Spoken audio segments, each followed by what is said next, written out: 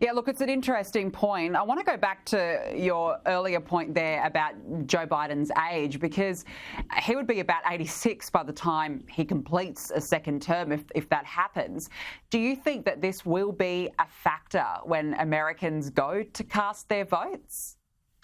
If they saw him as an outlier, that is an extraordinary senior person, like Arnold Schwarzenegger, people who still climb mountains and jump out of airplanes. I mean, I don't think I get that. Just keep in mind, too, if he were a top surgeon in the world, he would not be able to perform surgery at most of the hospitals in the world because of his age, 60 or 65. You know, if you can't perform surgery at a certain age, there certainly is a time, I suppose, you should think when you can't run the free world at a certain age. You know, where do you have the energy? But look, I don't want to poke fun at him. You know, some days he has very good days, and I've enjoyed some of his speeches. Other times it's just plain damn cringeworthy. You can barely watch what's going on.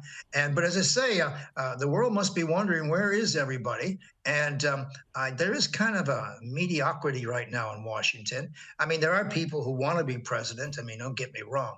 There'd be people who could run over either Trump or Biden if they had an opportunity, but they're not going to have the opportunity.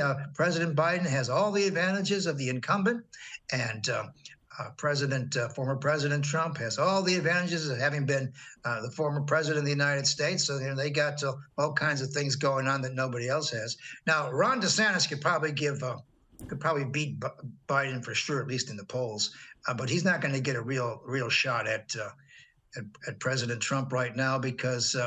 He's got to look like he's playing the game, as a matter of fact. So we're going to have some great politics. And I'll tell you what, we've got a lot of issues coming up that somebody's going to have to solve.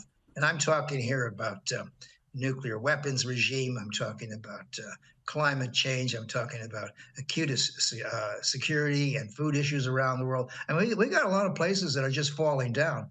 And so we're going to need some very inspired and good leadership in the world. And in most of the people in the West and look to America for guidance and inspiration. Are they going to get it this time around? I don't think so. But, the thing I think with Biden is interesting is, how well is his vice president going to poll? I mean, if he doesn't make it, he's got to have somebody in the wings ready to go. And I don't know. I don't know if most Americans can deal with President Kamala Harris. I think she's got some wonderful qualities.